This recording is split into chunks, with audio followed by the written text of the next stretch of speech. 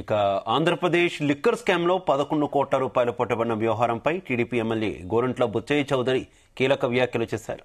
నిన్నటి నుంచి డబ్బులు దాచిపెట్టిన డంపులను మార్చివేస్తూ కొత్త ప్రదేశాలకు తరలిస్తున్నారని అన్నారు. ఢిల్లీలో కేవలం 100 కోట్ల రూపాయల లిక్కర్ స్కామ్ జరిగితే ఆంధ్రప్రదేశ్లో జరిగిన 30,000 కోట్ల రూపాయల కుంభకోణాన్ని ఏదలా వదిలేస్తామని పేర్కొన్నారు. ఈ వ్యవహారంలో బిగ్ బాస్ జగనని ఆయన త్వరలో రాజమండ్రి సెంట్రల్ జైలు ఊచలు లెక్కిస్తారని భావిస్తున్నామని ఎమ్మెల్యే గోరంట్ల వ్యాఖ్యానించారు.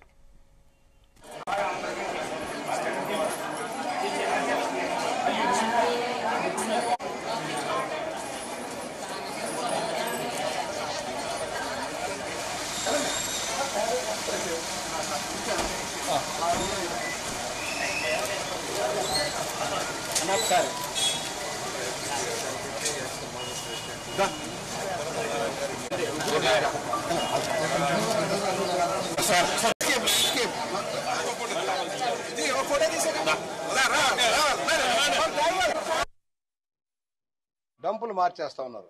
ఎప్పుడైతే నిన్న డంపు బయటకు వచ్చిందో రాత్రి నిన్నటి నుంచి మొదలైపోయింది.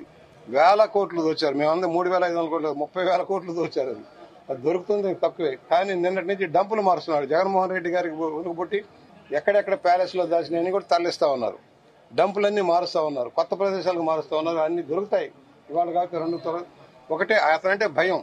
ఆ హత్యా రాజకీయాలకు పేరు మోసిన జగన్మోహన్ రెడ్డి గారి కుటుంబానికి సంబంధించి భయం ఉంది.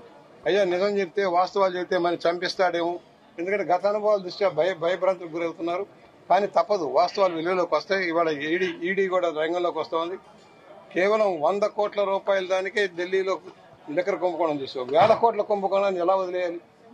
మళ్ళీ కక్కించాలి, దాన్ని వసూలు చేయాలి. దుర్మార్గుని అసలు ఎవరైతే మెయిన్ దోషో అతను శిక్షించబడాలి. 100% బిగ్ బాస్ జగన్ సీఎం గా అధికార దుర్వినియోగం చేసి దోచుకున్నాడు కనుక అతనే ముఖ్య దోషి. అతనే రాజమండ్రి సెంట్రల్ జైలు వసూలు లెక్కాల్సిన రోజుల దగ్గరలో ఉన్నాయి, అవుతుందని భావిస్తా ఉన్నాం. ఈరోజు సుపరిపాలన తొలి అడుగు కార్యక్రమంలో రాజమండ్రి రూరల్ కాన్స్టిట్యున్సీలోకి రావడం జరిగింది.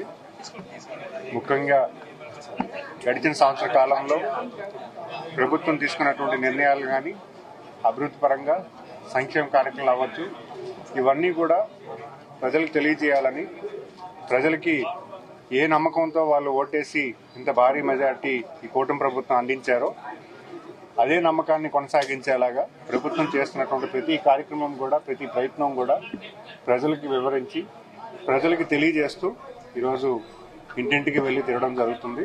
మరి అలాంటి కార్యక్రమం ఈ నెల రోజుల పాటు మొత్తం తెలుగుదేశం నాయకులు